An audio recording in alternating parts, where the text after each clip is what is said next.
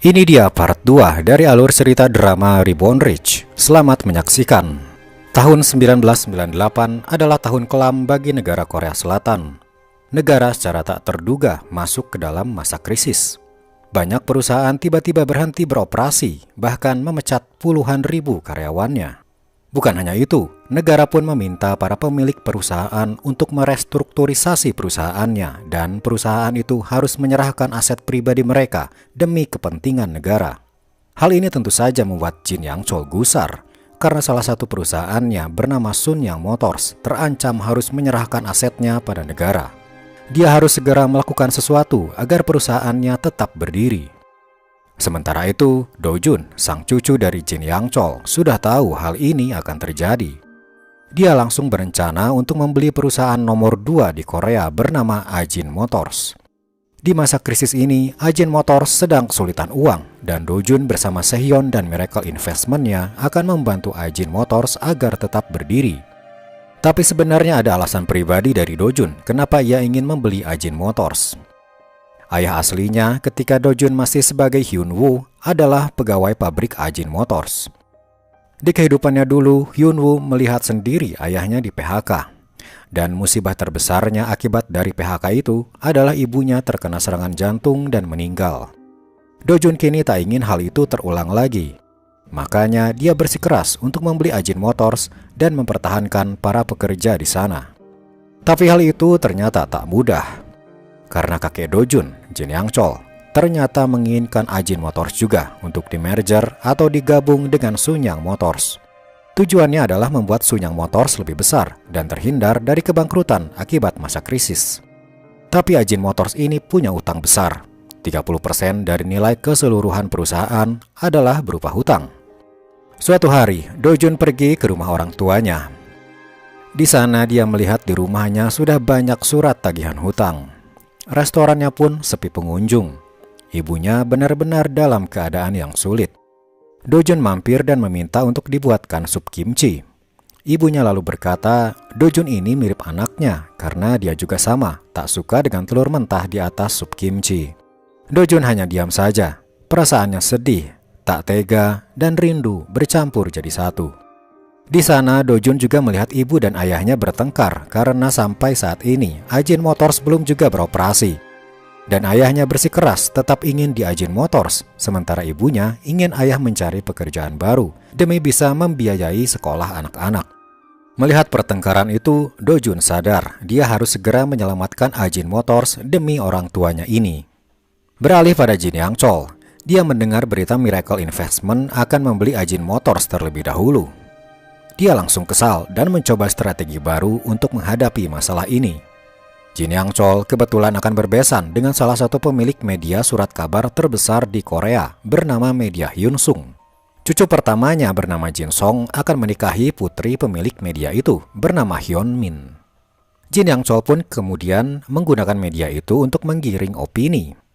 Keesokan harinya, di koran langsung tersiar berita kalau Ajin Motors akan diakuisisi oleh Miracle Investment, sebuah perusahaan asing dari luar Korea. Berita ini langsung membuat para karyawan Ajin Motors berdemo, tidak mau menerima hal itu. Efek dari berita ini bisa sangat buruk. Jika masyarakat termakan berita ini, Ajin Motors tidak akan beroperasi karena tidak ada yang mau membeli produk mereka karena Ajin kini sudah milik asing. Tentu saja hal ini membuat Do Jun kewalahan dan tak menyangka kakeknya akan menggunakan media untuk menggiring opini publik. Ditambah lagi, Jin Yang Chol sekarang ini sedang bertemu presiden karena presiden akan membuat Ajin Motors dan Sun Yang Motors bersatu. Tapi Jin Yang Chol tak tahu, ternyata penyatuan dua perusahaan itu berada di bawah perusahaan Daeyoung yang merupakan milik musuh bebuyutan Jin Yang Chol. Jin Yang Chol tak bisa menolak perintah presiden ini. Karena sebenarnya Jin Yang Chol tak punya cukup uang untuk membeli Ajin Motors secara mandiri. Makanya dia terpaksa harus berada di bawah Daeyoung, musuh bebuyutannya itu. Sementara itu, Do Jun belum juga menyerah untuk memiliki Ajin Motors demi agar ayahnya tidak di PHK. Dia pun punya strategi baru dan meminta Sehyeon untuk melaksanakannya. Sehyeon langsung menemui Jin Yang Chol dan berkata, Miracle Investment akan menyediakan uang agar Jin Yang Chol bisa membeli Ajin Motors secara mandiri, sekaligus melunasi seluruh hutang-hutang Ajin Motors. Tidak main-main, uang yang Miracle siapkan adalah $1,5 miliar. Dengan ini, Jin Yang Chol akan bisa memiliki Ajin Motors sepenuhnya, tak lagi di bawah De Yong, musuh bebuyutannya itu. Selain itu, penyatuan Ajin Motors dan Sunyang Motors bisa membuat perusahaan ini menjadi 10 perusahaan terbesar di dunia. Sebagai gantinya, Miracle Investment meminta 17% dari saham perusahaan merger tersebut dan memberi syarat untuk mempertahankan seluruh karyawan Ajin Motors tanpa PHK seorang pun. Jin Yang Chol yang mendengar persyaratan ini langsung menyetujuinya dan menyampaikan hal ini kepada Presiden. Mendengar hal ini, Presiden pun setuju. Karena di masa kepemimpinannya akan ada perusahaan Korea yang akan menjadi top 10 perusahaan terbesar di dunia. Dengan semua strategi ini, Presiden akan disukai masyarakat, Jin Yang Chol akan memiliki Ajin Motors, dan Do Jun berhasil menyelamatkan ayahnya dari PHK. Semua pihak senang dan puas.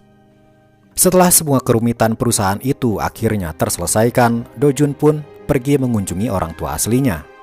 Tapi dia heran kenapa rumahnya tertutup dan gelap. Lalu tak jauh dari sana ada sebuah rumah yang lampunya menyala. Betapa terkejutnya Do Jun karena ketika dia melihat ke sana, foto ibunya ada di altar kematian. Ibunya meninggal. Kali ini bukan karena serangan jantung, tapi bunuh diri. Sepertinya ibunya tak tahan dengan krisis ini. Dia bunuh diri sebelum mengetahui kalau Ajin Motors sudah baik-baik saja. Kali ini, Do Jun gagal mengubah sejarah. Ibunya tetap meninggal, walaupun dia sudah berusaha sekuat tenaga. Dengan rasa kalut dan masih tak percaya, dia kembali ke rumah orang tuanya dengan cara mendobrak masuk menghancurkan pintu kaca. Do Jun mencari-cari dokumen di sana, sembari dirinya mengingat kembali masa-masa dulu bersama ibunya. Bagaikan melihat film yang terpampang di hadapannya, ingatan masa lalu Do Jun kembali ketika dia bersama ibunya mengobrol tentang keinginannya untuk masuk kuliah. Ibunya benar-benar kesulitan uang, tapi Do Jun ingin sekali masuk kuliah. Dengan rasa berat hati, ibunya mengiyakan keinginan anaknya itu dengan perasaan sedih. Ingatan itu membuat Do Jun benar-benar rindu akan sosok ibunya yang kini sudah meninggal untuk kedua kalinya bagi Do Jun. Di rumah itu, Do Jun menemukan beberapa dokumen penting. Ternyata selama ini ibunya berinvestasi di perusahaan Sunyang Life Science, perusahaan yang kini sudah dijual. Akibat dijualnya Sunyang Life Science, para investor kecil di sana menjadi korban karena uang yang mereka investasikan hangus tak bisa kembali. Do Jun pun mencari tahu kenapa ibunya sampai berinvestasi seperti itu. Karena setahu Do Jun, ibunya bukan tipe orang yang suka berinvestasi. Dia pun pergi ke perpustakaan kampus untuk mencari tahu tentang ini. Tapi kebetulan dia berpapasan dengan Min Yong. Selama ini Min Yong menyukai Do Jun dan mencoba mendekatinya. Tapi Do Jun selalu menghindar sehingga Min Yong menganggap Do Jun meremehkan dirinya. Do Jun pun menjelaskan kalau dirinya bukan meremehkan Min Yong, tapi Do Jun merasa dirinya tak pantas bagi Min Yong. Do Jun kembali pada tujuannya, yaitu mencari tahu tentang Sunyang Life Science. Dibantu oleh Sehyeon, dia mendapat info kalau Sunyang Life Science adalah perusahaan yang investor besarnya bernama Neinos. Tepat sehari sebelum Sunyang Life Science dijual, Neinos menjual seluruh sahamnya sehingga selamat dari kehangusan. Sementara para investor kecil yang masih berinvest di dalam Sunyang Life Science, uangnya hangus tak bisa kembali. Do Jun kini tahu kalau sebenarnya Neinos adalah gabungan dari mantan petinggi keuangan Sunyang. Jadi dengan kata lain, Sunyang Life Science menggunakan Neinos agar bisa selamat dari kerugian karena saham terbesarnya dimiliki oleh pihak mereka sendiri. Malahan dengan terjualnya Sunyang Life Science, Jin Yang Chol berhasil untung $90 juta dengan mengorbankan para investor kecil, orang-orang seperti Ibu Do Jun. Do Jun pun langsung datang ke kantor kakeknya dan menanyakan tentang Sunyang Life Science ini. Kakeknya berkata, dia terpaksa menjual Sunyang Life Science karena ada perintah presiden saat itu. Jin Yang Chol berhasil keluar dari kerugian, malah dia mendapat untung, walaupun dengan cara mengorbankan para masyarakat kecil yang sudah berinvestasi. Sementara itu, kita beralih dulu pada Song Jun, cucu pertama Jin Yang Chol. Dia kini baru saja dilantik menjadi direktur perusahaan Sunyang Construction. Tentu saja karena dia seorang cucu Jin Yang Chol, jadi dia bisa menduduki jabatan tertinggi di sana. Ketika acara makan keluarga di keluarga Jin Yang Chol diadakan, Song Jun berkata tujuan dia menjadi pemimpin Sunyang Construction adalah untuk mengembalikan perusahaan itu ke arah yang lebih baik, karena selama ini Sunyang Construction memang tidak begitu menguntungkan. Di acara makan malam itu, Jin Yang Chol sempat tersulut emosinya ketika obrolan mengarah tentang politik. Baginya, para politikus adalah orang-orang yang hanya ingin menggerogoti uangnya saja.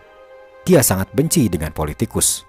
Menantunya yang bernama Chang Jae kebetulan seorang jaksa dan dia selalu diremehkan di keluarga karena dianggap bersinggungan dengan politik dan dia bisa berkarir hanya karena dia menantu seorang Jin Yang Chol. Hal itu tentu membuat istrinya marah dan tak terima, sementara Chang Jae cuma bisa terus-terusan membungkuk meminta maaf, terlihat tak punya ketegasan. Pada suatu hari, Jin Yang Chol mengajak cucu pertamanya, Song Jun, untuk melihat sebuah kawasan kosong yang luas. Kawasan itu bernama Sangam, sebuah kawasan yang nantinya akan menjadi kota baru, yang di dalamnya ada stadion sepak bola Piala Dunia dan banyak gedung-gedung baru akan dibangun. Jin Yang Chol memberikan proyek mega besar, pembangunan kota baru pada cucunya itu.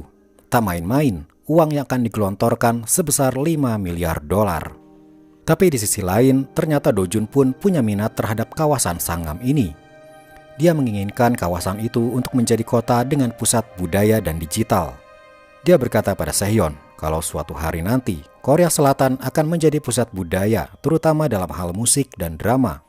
Tentu saja dia tahu dia akan dari masa depan. Untuk mewujudkan kota impiannya itu, Do Jun perlu membeli sebuah perusahaan konstruksi. Pilihannya jatuh pada sebuah perusahaan bernama Jia Construction. Alasan kenapa memilih perusahaan ini adalah karena para petingginya diduga pernah melakukan penggelapan uang. Tapi kenapa Do Jun malah memilih perusahaan yang di dalamnya ada kasus seperti itu? Hal ini ada hubungannya dengan Chang Jae, menantu Jin Yang Chol yang sering diremehkan di keluarga besar Sunyang. Do Jun akan melakukan strategi jenius untuk bisa mendapatkan proyek kota impiannya itu. Jadi tahun itu adalah tahun pemilihan wali kota Seoul yang baru. Dan pengesahan pembangunan kota baru di Sangam akan bergantung pada keputusan wali kota baru. Do Jun perlu wali kota yang bisa ia ajak bekerja sama, dan pilihannya jatuh pada Chang Jae.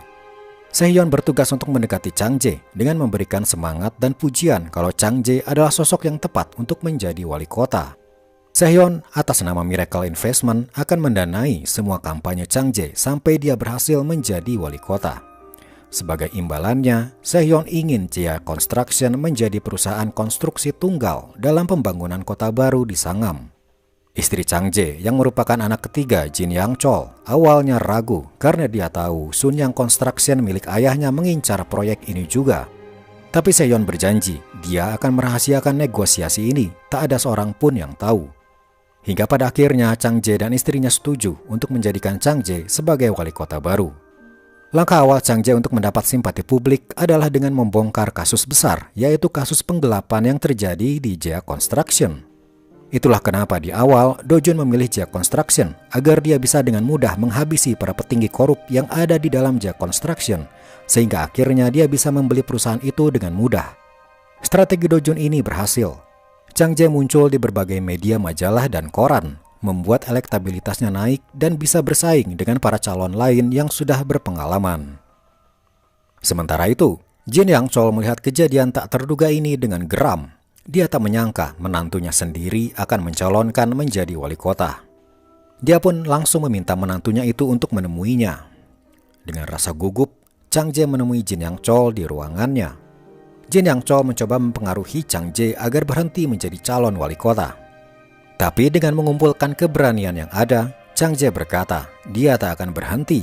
Bahkan jika mau, dia bisa mengungkap kasus ilegal Sunyang Life Science, menyebarkannya ke publik karena dengan sengaja menjual saham pada pihaknya sendiri demi mendapat untung dan mengorbankan para investor kecil. Jin Yang Chol langsung terdiam tak berdaya, tak mampu menghentikan Chang Jae. Hingga akhirnya hari pemilu tiba, Chang Jae mendapat suara terbanyak dan berhasil menjadi wali kota Seoul yang baru. Song Jun datang menemui kakeknya dan memberi kabar kalau proyek di Sangam gagal didapatkan oleh Sunyang dan jatuh pada Jia Construction. Jin Yang Chol merasa tak puas dengan semua itu dan langsung meminta menantunya datang menemuinya. Kini Chang Jae telah menjadi wali kota dan terlihat lebih percaya diri. Dia menemui mertuanya itu dengan keberanian yang ia punya. Jin Yang Chol bertanya kenapa malah Jia Construction yang dipilih bukan Sunyang. Dan apakah Miracle Investment ada di balik semua ini? Tapi Chang Jae hanya berkata, ini semua sudah dipertimbangkan demi masyarakat Seoul. Kemudian dia melanjutkan, jika ada yang ingin disampaikan lagi, Jin Yang Chol bisa menemuinya di kantor wali kota karena saat ini dirinya sedang sibuk. Sikap menantunya yang menentang dirinya itu membuat Jin Yang Chol sangat gusar. Suatu hari, tanpa diduga, kantor Miracle kedatangan para penyidik dari kejaksaan. Mereka mendapat laporan kalau Miracle menyuap Chang Jae. Sehyeon pun langsung dibawa ke kantor polisi. Di sana muncullah Hang Jae, orang kepercayaan Jin Yang Chol. Dia berkata, Jin Yang Chol ingin bertemu dengan pemegang saham terbesar Miracle Investment. Maka pertemuan Jin Yang Chol dan pemegang saham terbesar Miracle pun terjadi. Jin Yang Chol menunggu, dan ketika orang yang dia tunggu tiba, dia tak menyangka orang itu adalah cucunya sendiri, Do Jun. Jin Yang Chol langsung marah dan berteriak.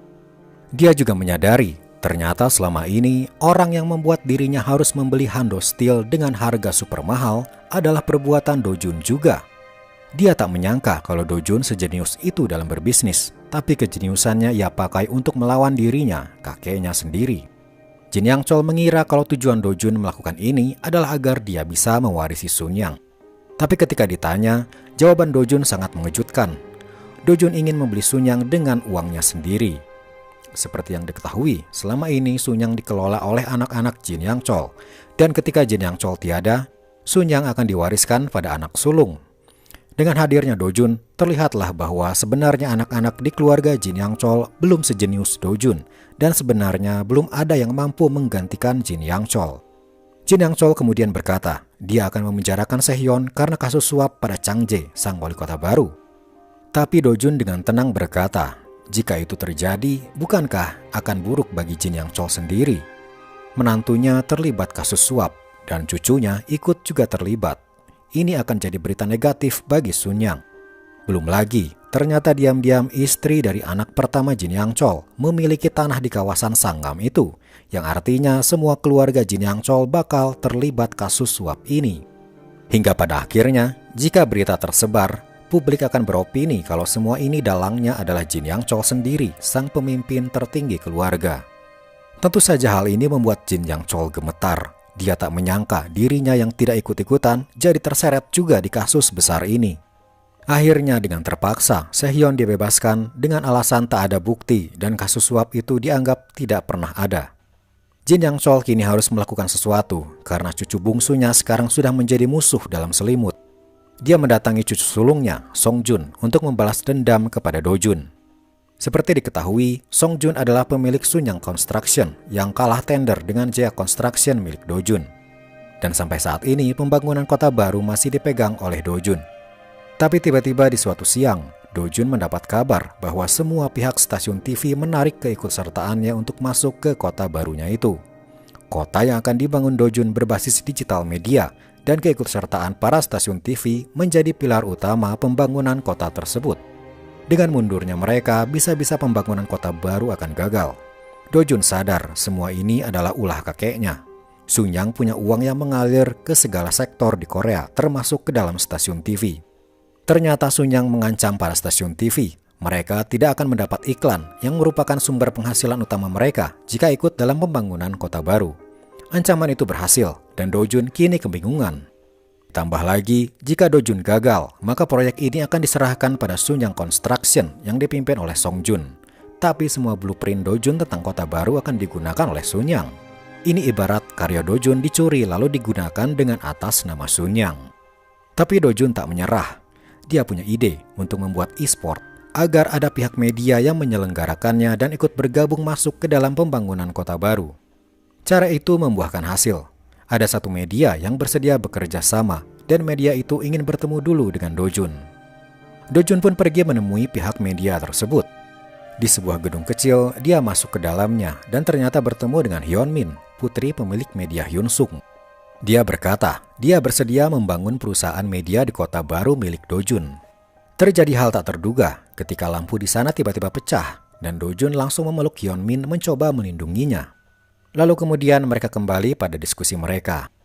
Bagi Do Jun, tawaran ini bisa berarti dirinya akan dikontrol oleh Hyun Min, karena tanpa Hyun Min, kota baru tak akan bisa terwujud. Do-jun pun memutuskan untuk menolak tawaran Hyun-min itu dan mencari jalan lain. Ia pun pergi dari sana. Penolakan itu sepertinya memberikan bekas mendalam pada Hyun-min karena sepertinya dirinya tertarik pada Do-jun. Tapi itu semua sudah berlalu. Perjodohan dirinya dengan Song-jun, sang cucu sulung Jin Yang-chol, akhirnya diteruskan hingga ke jenjang pernikahan. Song-jun pun merasa percaya diri karena kini proyek kota baru akan menjadi miliknya dan dia berhasil menggait putri dari perusahaan media terbesar Korea menjadi keluarga Sunyang. Dia pun meminta saham Sunyang yang sama besarnya dengan para anak-anak Jin Yang-chol pada kakeknya itu sebagai hadiah pernikahannya nanti. Semua terlihat berjalan lancar bagi keluarga Sunyang saat ini. Tapi yang mereka tak tahu, diam-diam Jin Yang-chol punya rahasia. Ketika dia melakukan medical check-up di rumah sakit beberapa waktu lalu, dia mendapat hasil mengejutkan. Menurut hasil medis, di bagian otak Jin Yang-chol terdapat kelainan dan tak bisa disembuhkan bahkan dengan operasi. Dia harus hidup dengan membawa penyakit ini sepanjang sisa hidupnya.